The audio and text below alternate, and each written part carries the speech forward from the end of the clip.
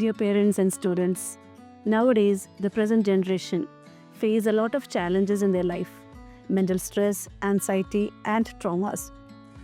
And here we have Ms. Sindhu, a psychologist and a student buddy, to help us in clearing our doubts in how to overcome all these issues. Good morning, ma'am. Good morning, ma'am. Hope you're fine. Yes. Okay. So nowadays children face a lot of difficulties as parents and teachers. Like they have a lot of questions and queries to help the children how to overcome this.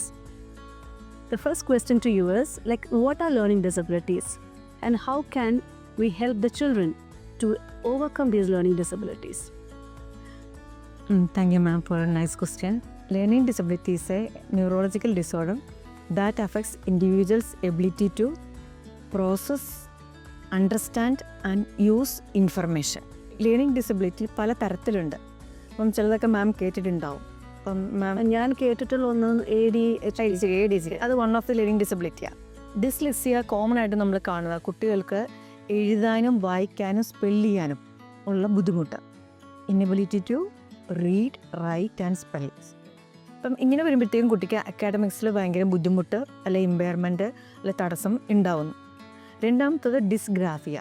ഈ dysgraphia വരുന്ന കുട്ടികൾക്ക് spellings, configurations, hand writing ഇതിനകത്താണ് ഏറ്റവും കൂടുതൽ ബുദ്ധിമുട്ടുണ്ടാകുന്നത്. അതിൽ പെടുന്നതാണോ ഈ letters തിരിച്ച് ചെയ്തത് റിവേഴ്സ് ആയിട്ട്? അത് ഡിസ്ഗ്രാഫിയയിൽ പെടുന്നതാണ്. ഇപ്പോൾ ഡിസ്ഗ്രാഫിയുള്ള കുട്ടികൾക്ക് മനസ്സിൽ ആശയങ്ങളുണ്ടാവും, പേപ്പറിലേക്ക് ഇത് എഴുതി പഠിപ്പിക്കാൻ അവർക്ക് എക്സ്പ്രസ് ചെയ്യാൻ പറ്റില്ല. ഓക്കെ, ഇത് മാം പറഞ്ഞപ്പോൾ PTA മീറ്റിങ്ങിന് ഓപ്പൺ ഹൗസിന് വരുമ്പോൾ പേരൻസ് പറയുന്ന ഒരു കാര്യം ഇതാണ്, എല്ലാം പഠിപ്പിച്ചിട്ടാണ് വിട്ടത്, പക്ഷെ ഇവിടെ വന്നപ്പോൾ അത് എഴുതാൻ പറ്റുന്നില്ല. കുട്ടിയുടെ മനസ്സിൽ ഐഡിയാസ് ഉണ്ട്, but he can't express it on paper. Then comes dyscalculia. Dyscalculia എന്ന് പറഞ്ഞു കഴിഞ്ഞാൽ മാം കേട്ടിട്ടുണ്ടാവും, കുട്ടികൾക്ക് പറയും മാത്സ് ഭയങ്കര ബുദ്ധിമുട്ടാണ്, ഫിസിക്സ് ഭയങ്കര ബുദ്ധിമുട്ടാണ്, സയൻസ് ഭയങ്കര ബുദ്ധിമുട്ടാണ്. നമ്മുടെ ബ്രെയിനിൽ അർത്തമാറ്റിക് സെൻറ്റർ ഉണ്ട്. ഈ സെൻറ്ററിൽ ന്യൂറോളജിക്കൽ വയറിങ് അത് തിക്കൻഡ് അല്ലെങ്കിൽ എന്താ സംഭവിക്കുന്നത്, അതായത് ആ സെൻറ്റർ ഡെവലപ്ഡ് അല്ലെങ്കിൽ സംഭവിക്കുന്നത് മാത്സിലെ കോൺസെപ്റ്റ്സ് മനസ്സിലാക്കാൻ കുക്കിങ്ങിന് ബുദ്ധിമുട്ടുണ്ടാവും. അപ്പം basic arithmetics, problem solving skills, then complex mathematical concepts, ഇതൊക്കെ കുട്ടികളെ സംബന്ധിച്ച് വലിയൊരു ബാലികറാമലയാവും. ഇതുപോലെ തന്നെയാണ് ലാംഗ്വേജ് ബേസ്ഡ് ലേണിംഗ് ഡിസബിലിറ്റി എന്ന് പറയുന്നത്.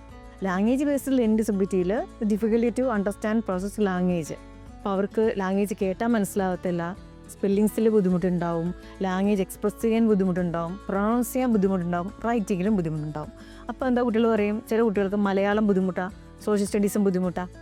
അപ്പം ലാംഗ്വേജ് ഗ്രഹിച്ച് റിട്രീവ് ചെയ്യാനും റിക്കോൾ ചെയ്യാനും കുട്ടിക്ക് ഉണ്ടാകുന്ന പ്രോസസ്സിങ് ഡിഫിക്കൽട്ടി കൊണ്ടാണ് learning disability, language based learning disability ഉണ്ടാവുന്നത്.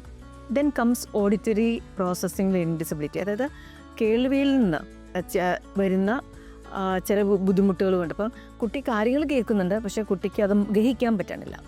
അതുകൊണ്ട് കുട്ടിക്ക് മനസ്സിലാക്കാൻ പറ്റില്ല, ക്ലാസ്സിൽ ലിസൺ ചെയ്യാൻ പറ്റത്തില്ല, കാരണം കുട്ടിക്ക് ടീച്ചർ പഠിപ്പിക്കുന്നത് മനസ്സിലാവുന്നില്ല. Then visual processing learning disability. കുട്ടിക്ക് ഇമേജസ് കണ്ടാൽ, ഡയഗ്രാംസ് കണ്ടാൽ, ദെൻ വീഡിയോസ് കണ്ടാൽ മനസ്സിലാക്കാനോ അതിനകത്ത് ആശയങ്ങൾ എന്തൊക്കെയാണെന്ന് ഗ്രഹിക്കാനോ റിട്രീവ് ചെയ്യാനോ കുട്ടിക്ക് പറ്റുന്നില്ല. ഇതൊക്കെ ആ പർട്ടിക്കുലർ മേഖലയിലുള്ള ന്യൂറോളജിക്കൽ വൈകല്യം കൊണ്ടാണ്. എന്തുകൊണ്ടാണ് അപ്പം ഇത് എങ്ങനെ നമ്മൾ ഹൗ ടു ഹാൻഡിൽ എന്ന് പറയുന്നത്, ശരിക്കും ആദ്യം ചെയ്യേണ്ടത് നമ്മൾ ഒരു എക്സ്പേർട്ട് പ്രൊഫഷണലിനെ കൊണ്ട് കുട്ടിയുടെ IQ അസസ് ചെയ്യുക എന്നുള്ളതാണ്.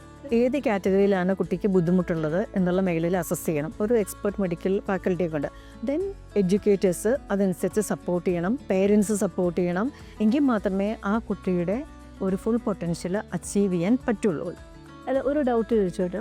ഇപ്പോൾ ADHD എന്നുള്ളത് ആദ്യമേ ഉണ്ടായിരുന്നിരിക്കണം അല്ലേ? പക്ഷെ ആദ്യം നമ്മൾ കുട്ടികളുടെ ക്ലാസ്സുകളിലൊക്കെ ഇതുപോലെ അച്ചടക്കമില്ലാതെ പെരുമാറുകയും ഓടി നടക്കുകയും ചെയ്യുമ്പോൾ അവരെ എപ്പോഴും വഴക്ക് പറയും. ആസ് എ ടീച്ചേഴ്സ് അല്ലെങ്കിൽ വീട്ടിലാണെങ്കിലും പേരൻസ് വഴക്ക് പറയും, അടങ്ങി ഒതുങ്ങി ഇരിക്കില്ല എന്നുള്ളത്. പക്ഷെ ഇപ്പോഴാണ് ADHD എന്നുള്ളൊരു ടേം വന്നത്. അപ്പോൾ ഇത് ഫ്രീക്വൻ്റ് ആയിട്ടും വളരെ കാഷ്വലായിട്ട് പലരും യൂസ് ചെയ്ത് തുടങ്ങി. അപ്പോൾ ഇത് ആ പറയുന്ന കുട്ടി അല്ലെങ്കിൽ എനിക്ക് അങ്ങനെ ഒരു ഡെഫിഷ്യൻസി ഉണ്ടെന്ന് അറിയുന്ന ഒരു കുട്ടിക്ക് എന്തായിരിക്കും ഫീൽ ചെയ്യണം? അതൊരു കുറച്ച് ഈസി ആയിട്ട് തോന്നുകയാണോ, ഓക്കെ എനിക്കങ്ങനെ ഡെഫിഷ്യൻസി ഉണ്ട് അതുകൊണ്ട് ഓക്കെ എന്നാണോ, അല്ലെങ്കിൽ അതൊരു ഇൻഫീരിയോറിറ്റി കോംപ്ലക്സ് ആണോ അത് കുട്ടിയിൽ ഉണ്ടാക്കുക? അപ്പം എല്ലാ ലേണിംഗ് ഡിസബിലിറ്റീസും കുട്ടികളിൽ സ്വാഭാവികമായിട്ടും ലോ സെൽഫ് എസ്റ്റീം ഉണ്ടാക്കും. കാരണം അവർക്ക് പറഞ്ഞിരിക്കുന്ന ടാസ്ക്കാണ് അക്കാഡമിക്സ് അല്ലേ, അവർക്ക് സെൽഫ് എസ്റ്റീം കിട്ടുന്ന മേഖലയാണ് അക്കാഡമിക്സ്, സ്പോർട്സ്, ആർട്സ് അങ്ങനെ. അപ്പം ഫോക്കസ് ചെയ്യേണ്ടത് നമുക്ക് എക്സൽ ചെയ്യാൻ പറ്റുന്ന നമ്മുടെ സ്ട്രെങ്ത് ആയിട്ടുള്ള ഏരിയയിൽ നമ്മൾ ഫോക്കസ് ചെയ്യുക, വീക്കർ സബ്ജക്ട്സ് മാനേജ് ചെയ്യുക. ഓരോ കുട്ടിക്കും പലതരം കഴിവുകളുണ്ട്. ഈ കഴിവുകൾ കണ്ടുപിടിക്കേണ്ടത് പേരൻസും ടീച്ചേഴ്സുമാണ്. അപ്പം ഇങ്ങനെ ലേണിംഗ് ഡിസബിലിറ്റി മൂലം ബുദ്ധിമുട്ടുന്ന അല്ലെങ്കിൽ അതുകൊണ്ട് ഇൻഫീരിയറിറ്റി കോംപ്ലക്സ് ഉണ്ടാകുന്ന ഒരു കുട്ടിയുടെ മറ്റ് കഴിവുകൾ കണ്ടുപിടിച്ച്, ഇപ്പം നമ്മൾ അസസ് ചെയ്യുമ്പോൾ നമുക്ക് അറിയാൻ പറ്റും, മറ്റ് കഴിവുകൾ കണ്ടുപിടിച്ച് ഇതിന് കോൺസ്റ്റൻ്റ് ഒബ്സർവേഷൻ പേരൻസിൻ്റെ ഭാഗത്തും ടീച്ചേഴ്സിൻ്റെ ഭാഗത്തും ആവശ്യമാണ്. ഇത് കണ്ടുപിടിച്ച് അതിനെ പ്രോത്സാഹിപ്പിക്കണം. അതിനെ പ്രോത്സാഹിപ്പിക്കുമ്പോഴത്തേക്ക് എന്താ സംഭവിക്കേണ്ടത്, അവന് സെൽഫ് എസ്റ്റീം കിട്ടിക്കോളും. ഇവിടെ കുറയുന്ന ഒരു എസ്റ്റീം അവിടെ കോൺഫിഡൻസ് അതർ മേഖലയിൽ ഉണ്ടാവും. ആ കുട്ടി ആ മേഖല എക്സെല്ലുകയും ചെയ്യും. അപ്പോൾ അവൻ്റെ ഒരു ഫുൾ പൊട്ടൻഷ്യൽ നമുക്ക് ഉപയോഗിച്ച് പോകാൻ പറ്റും. ഞാൻ പറയും, ലേണിംഗ് ഡിസബിലിറ്റി അക്കാഡമിക്സിനെ മാത്രമേ ബാധിക്കുന്നുള്ളൂ, പേഴ്സണൽ ആട്രിബ്യൂട്ട്സിനെ ഒന്നും ബാധിക്കുന്നില്ല, പ്രൊവൈഡഡ് ഇത് നന്നായിട്ട് ടാക്കിൾ ചെയ്ത് പോവുകയാണെങ്കിൽ. ഈ കുട്ടികൾ ചെയ്യുന്ന ഓരോ എഫേർട്ടും അത് എൻ്റെ റിസൾട്ടല്ല, ടീച്ചേഴ്സ് ഹാസ് ടു അപ്രീഷിയേറ്റ്. പേരൻസും ഇപ്പം മാത്സിൽ വളരെ ബുദ്ധിമുട്ടുള്ള കുട്ടി മാത്സിൽ തോറ്റുപോയി, ആദ്യത്തെ പ്രാവശ്യം 6 മാർക്ക് കിട്ടിയത്, രണ്ടാമത്തെ പ്രാവശ്യം കുട്ടിക്ക് 8 അല്ല 10 മാർക്ക് കിട്ടുമ്പം you have to appreciate, because കുട്ടി എഫേർട്ട് ഇട്ടു. You have to appreciate the effort, എൻ്റെ റിസൾട്ടിനെ അല്ല. അങ്ങനെയാണ് പയ്യെ കുട്ടിയുടെ ആത്മവിശ്വാസം കൂട്ടിക്കൊണ്ടുവരാം, കുട്ടിയെ നമുക്ക് മോട്ടിവേറ്റ് ചെയ്യാം. അപ്പോൾ ആ സബ്ജക്റ്റ് മാനേജ് ചെയ്യാനായിട്ട് അവനെ കൊണ്ട് പറ്റുന്ന രീതിയിൽ നമുക്ക് സഹായിക്കാം. തീർച്ചയായിട്ടും ലേണിംഗ് ഡിസബിലിറ്റി ഉള്ള കുട്ടികൾ എമ്പതറ്റിക് ആയിട്ടുള്ള, അണ്ടർസ്റ്റാൻഡിങ് ആയിട്ടുള്ള, പോസിറ്റീവായിട്ടുള്ള ഒരു നർച്ചറിങ് അറ്റ്മോസ്ഫിയറാണ് വീട്ടിൽ നിന്നും സ്കൂളിൽ നിന്നും അവർക്ക് ലഭിക്കേണ്ടത്. എങ്കിൽ മാത്രമേ അവർക്ക് ആത്മവിശ്വാസം ഉണ്ടാവുള്ളൂ. ശരിക്കും ഇവിടെ പേരൻസ് വിജിലൻ്റ് ആയിരിക്കണം. കുട്ടിയുടെ അക്കാഡമിക്സിനെ കുറിച്ച് മാർക്ക് കിട്ടും എന്നുള്ളതല്ല, നമ്മുടെ കുട്ടിക്ക് എന്തെങ്കിലും ഇങ്ങനത്തെ ഈ മേഖലയിൽ എന്തെങ്കിലും ഉണ്ടോ, പോരായ്മയുണ്ടോ. മോസ്റ്റ് ഓഫ് ദ പേരൻസിനെ അക്സെപ്റ്റ് ചെയ്യാൻ ഭയങ്കര ബുദ്ധിമുട്ടാണ്. ഇതൊരു അക്കാഡമിക്കിൽ മാത്രമേ ഇതൊരു ബുദ്ധിമുട്ടാണ്. മാം തന്നെ പറഞ്ഞു, പേഴ്സണൽ ട്രേറ്റ്സിൽ അവർ വളരെ നല്ല ആൾക്കാരാണ്, ഒത്തിരി നല്ല പേഴ്സണൽ ആട്രിബ്യൂട്ട്സ് അവർക്കുണ്ട്. ഇൻ ഫ്യൂച്ചർ ഒരു 18 ഒക്കെ കഴിയുമ്പോഴത്തേക്ക് ഇതിൻ്റെ ഇൻറ്റൻസിറ്റി കുറയും, ഒരു നല്ല മിടുക്കന്മാരായ ആൾക്കാരായിട്ട് മാറും. ഷിപ്പ് ക്വാളിറ്റീസും ഹെൽപ്പിംഗ് മെൻറ്റാലിറ്റിയൊക്കെ അവർക്കാണ് പലർക്കുള്ളത്. പലർക്കും ലേണിംഗ് ഡിസബിലിറ്റിയുടെ പല മേഖലയിൽ വ്യതിയാനങ്ങൾ ഉണ്ടാകും. അന്നൊന്നും കണ്ടുപിടിച്ചിട്ടുണ്ടല്ല, പക്ഷെ അവരൊക്കെ എന്ത് മിടുക്കരായി. അതിനേക്കാളും ഓപ്പർച്യൂണിറ്റീസ് നമ്മുടെ കുട്ടികൾക്ക് ഇപ്പോഴുണ്ട്. അപ്പം നമ്മൾ കണ്ടുപിടിക്കുക, അത് എക്സ്പെർട്ട് പ്രൊഫഷണലിനെ വെച്ചിട്ട് മെഡിക്കൽ സപ്പോർട്ട് വേണ്ടി കണ്ടുപിടിക്കുക, അത് ഡയഗ്നോസ് ചെയ്യുക, അസസ് ചെയ്യുക, ഏത് മേഖലയിലാണെന്നും മനസ്സിലാക്കിയാൽ ആ മേഖലയ്ക്ക് വേണ്ട സപ്പോർട്ടും അസിസ്റ്റൻസും കൊടുക്കുക, കുട്ടിയെ മോട്ടിവേറ്റ് ചെയ്യുക, കുട്ടിയെ നോർമൽ ട്രാക്കിലേക്ക് കൊണ്ടുവരാൻ പറ്റും.